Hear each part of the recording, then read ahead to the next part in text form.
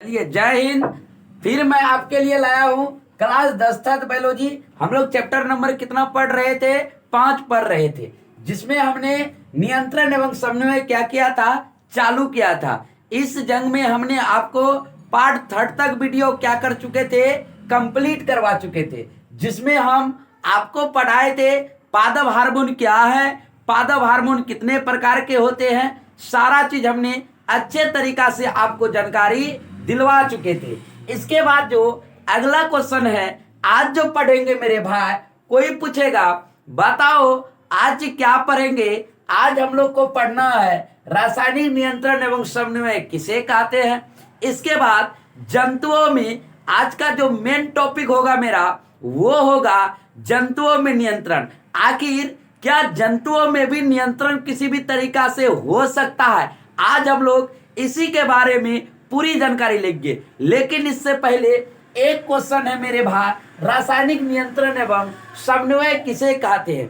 यदि आपसे कोई पूछे, एक बात बताओ, छोटा क्वेश्चन, रासायनिक नियंत्रण एवं समन्वय किसे कहते हैं। अब देखिए हम लोग का जो नियंत्रण होता है, अब कुछ हार्मोन के जरिए भी होता है मेरे भाई। मैं आपको बता चुके थे कि अब हम लोग का जो जंतुओं में, लेकिन हम लोग भी एक क्या है, जंतु है। क्या है? कोई पूछेगा आदमी क्या है, तो आदमी भी एक प्रकार का क्या है, जंतु है। गांव में बोलते हैं ना, रे जानवर ऐसने काम करता है, गुस्साते हैं तो नाराज होना नहीं है, लेकिन हम लोग भी जंतु है। तो कोई पूछेगा बताओ किस प्रकार का जंतु है, हम लोग है सबसे उच्च कैटेगरी की जंतु। तो अच्छा, इसके बारे में तो भी पूरा जानकारी लेंगे। पहले आइए इस क्वेश्चन की निपटारा कर लेते हैं। रासायनिक नियंत्रण एवं समन्वय किसे कहते हैं? हमने आंसर लिखा है, वैसा रासायनिक जिनके जरिए जंतुओं रासायनिक नियंत्रण एवं समन्वय की घटना संपन्न होती है, उसे ही रासायनिक नियंत्रण समन्वय कहते हैं। क्या कहते हैं मेरे भाई? जंतु रासायनिक नियंत्रण एवं समन्वय की घटना क्या करती है, संपन्न कर देती है। लेकिन कोई पूछेगा बताइए जंतु किस तरीके से करता है, लेकिन उससे पहले हम लोगों ने किसमें देखे थे नियंत्रण? पौधों में। पौधा क्या किया था?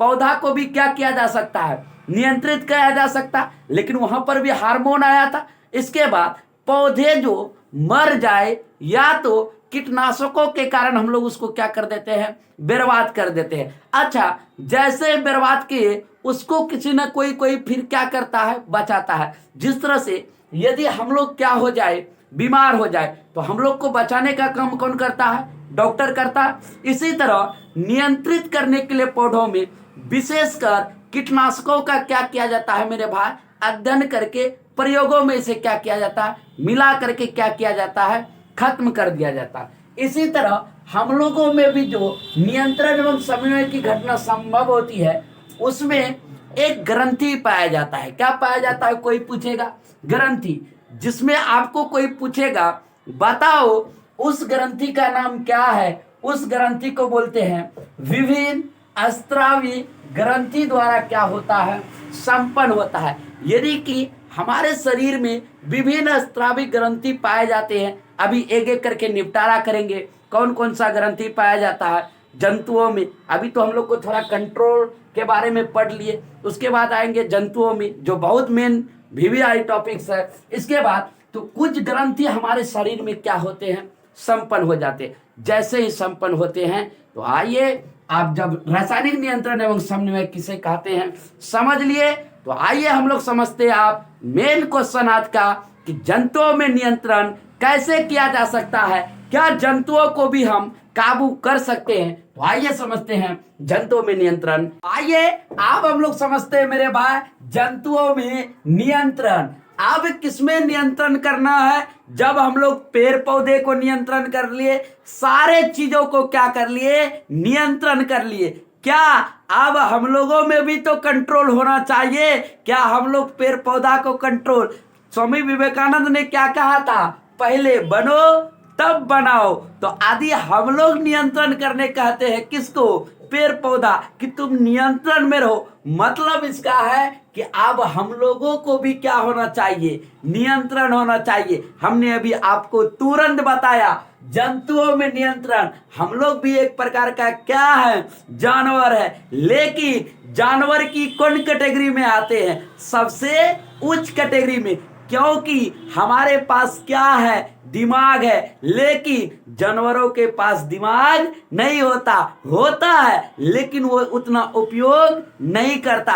हम लोगों के पास सोचने समझने की क्या होती है, शक्ति, लेकिन उन लोगों के पास नहीं होता। आप बोलिएगा कैसे, जैसे आपके घरों में मवेशी होंगे तो आप उसको क्या करके रखते हैं, बांध करके। क्या हम लोग बांधे रहने वाले जानवर है? तो बताइए, हम भी जानवर, वो भी जानवर, लेकिन हमारे पास क्या है, दिमाग है, लेकिन उसके पास दिमाग नहीं है। इसीलिए उसको रस्सी लगा करके क्या करके रखते हैं, बांध के रखते हैं। लेकिन हम लोगों को क्या कोई बांध के रख सकता है? नहीं रहते। तो आइए इसी की जानकारी लेना है कि जंतुओं को नियंत्रण कैसे किया जा सकता है। यदि आपसे कोई पूछेगा इसका उत्तर बताओ, जंतुओं में नियंत्रण किस कैटेगरी से होता है, आप बोलिएगा जंतुओं में जो नियंत्रण होता है वो कितने कैटेगरी से होता है। मेरे भाई, आपसे कोई पूछेगा बताओ जंतुओं में नियंत्रण कितने कैटेगरी से होता है, आप बोलिएगा देखो जंतुओं में जो नियंत्रण होता है वो होता है 2 कैटेगरी से। कै कैटेगरी से मेरे भाई? यदि आपसे कोई पूछे एक बात बताओ जंतुओं में नियंत्रण कितने कैटेगरी से हो सकता है, आप बोलिएगा जंतुओं को जो नियंत्रण कर सकते हैं वो हम 2 तरीके से कर सकते हैं। सबसे पहला, यदि आपसे कोई पूछे एक बात बताओ कौन सा नियंत्रण, सबसे पहला जो मेरे भाई है वो है तंत्रिकीय नियंत्रण। कौन सा नियंत्रण मेरे भाई कोई पूछेगा? तंत्रिकीय नियंत्रण।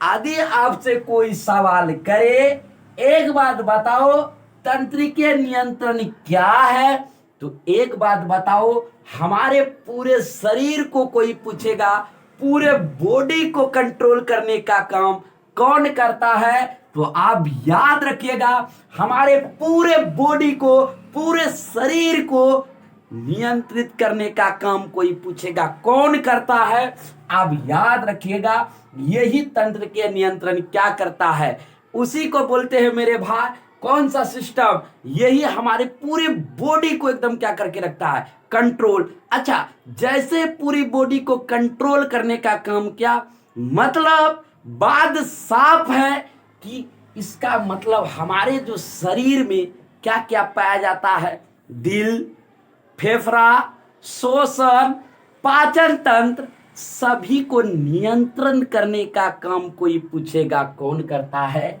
यही तंत्र के नियंत्रण। यदि तंत्र के नियंत्रण हमारे शरीर में, यदि तंत्र के नियंत्रण नहीं होता, मतलब कहना साफ है कि हमारे जो शरीर में आज सांस चल रही है, पाचन की क्रिया घटना हो रही है, हृदय में ब्लड पंप जो मारता है, इस सब का संतुलन नहीं होता। यानी कि संतुलन की बात करें तो ये क्या हो जाता, असंतुलन, बिगड़ जाता।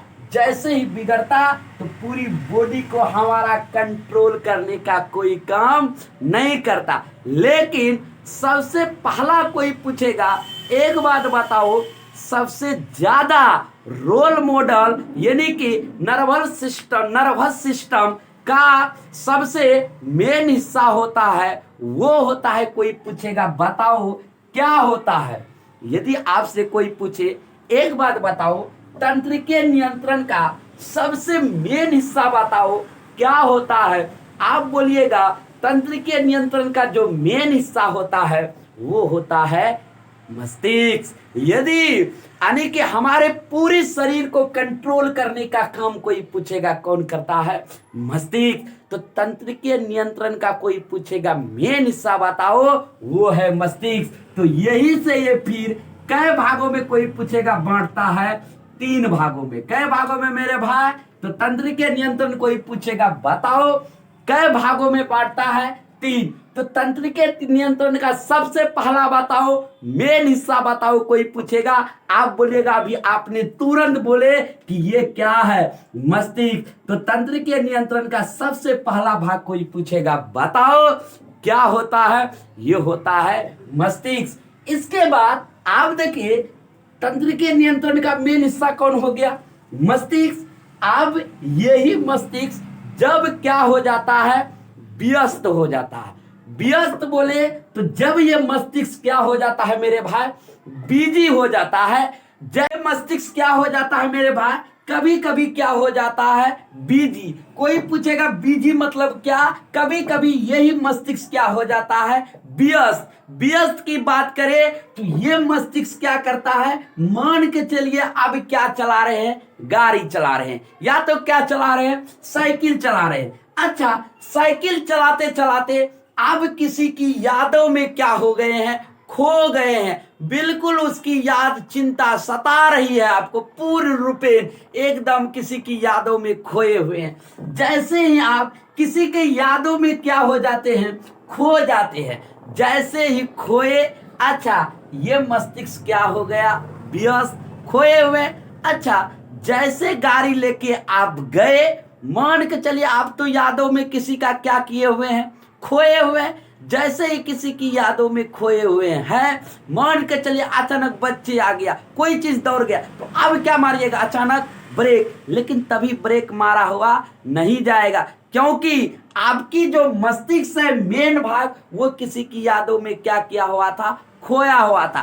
तभी उसका कार्यभार कोई पूछेगा, बताओ तब कौन संभालेगा, तो यही मस्तिष्क अपना कार्यभार क्या कर देता है, किसको दे देता है, कोई पूछेगा बताओ, वो दे देता है स्पाइनल कोड को। तो जब मस्तिष्क क्या हो जाए, बिजी हो जाए, तब तंत्र के नियंत्रण का दूसरा भाग आता है। कोई पूछेगा बताओ कौन सा कोड, तो ये कोड कोई पूछेगा, स्पाइनल कोड क्या करता है, जब हमारे मस्तिष्क क्या हो जाए, व्यस्त रहे, बिजी रहे, तब अपना कार्यभार कोई पूछेगा, बताओ किसको दे देता है, तब कार्यभार संभालता है मस्तिष्क का कौन, स्पाइनल कोड। यही स्पाइनल कोड को कोई पूछेगा, बताओ दूसरा नाम क्या कहते हैं, इसी को हम लोग कहते हैं मेरे भाई, कोई क्या, इसको बोलते हैं मेरुरज्जु। क्योंकि तंत्र के नियंत्रण का मुख्य भाग हो गया कौन, मस्तिष्क। इसके बाद ये मस्तिष्क कभी क्या हो जाए, खो जाए, व्यस्त हो जाए दूसरे नंबर पे, तब उसका कनेक्टिविटी यानी कि उसको संभालने का काम करता है कौन, स्पाइनल कोड। ये स्पाइनल कोड बहुत जरूरी है हमारे मस्तिष्क में, क्योंकि मस्तिष्क पूरी शरीर को कंट्रोल करना है, किसको, मस्तिष्क को। बेचारा एक मस्तिष्क कितनी कंट्रोल को काम करे। जैसे आपको पता होगा, हमने बताया था मुखिया का क्या होता है, उप मुखिया।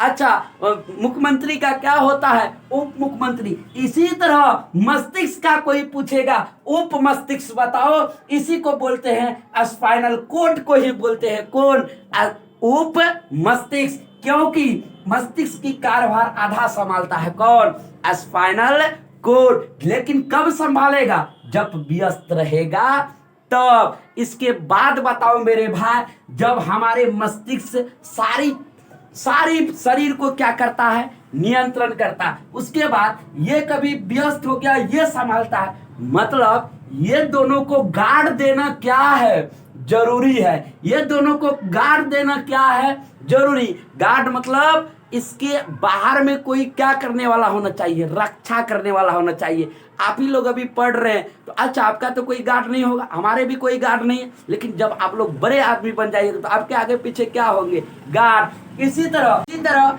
गार्ड का काम कोई पूछेगा, बताओ कौन करता है, आप बोलिएगा ये जो गार्ड का काम करता है। इसी तरह तंत्र के नियंत्रण का तीसरा भाग गार्ड का काम किया, कोई पूछेगा बताओ, इसका नाम हो गया तंत्रिकाएं। तो एक बात बताइए, तंत्र के नियंत्रण कितने प्रकार के होंगे, 3, मस्तिष्क, स्पाइनल कोड और तंत्रिकाएं। इसके बाद जो आता है मेरे भाई, अगला है दूसरा जंतुओं में नियंत्रण। आप दूसरा कैटेगरी से बताइए आप किसकी सहायता से कर सकते हैं। आप इसी तरह दूसरा यदि आपको कोई पूछे तो आप याद रखिएगा, दूसरा जो नियंत्रण हो सकता है वो किसके द्वारा हो सकता है, रासायनिक के द्वारा। क्या हो सकता है नियंत्रण, आपको बता दे ये रासायनिक के द्वारा नियंत्रण कैसे होता है। तो हम लोग का शरीर में पाया जाता है कौन चीज, हार्मोन। हार्मोन ये क्या है,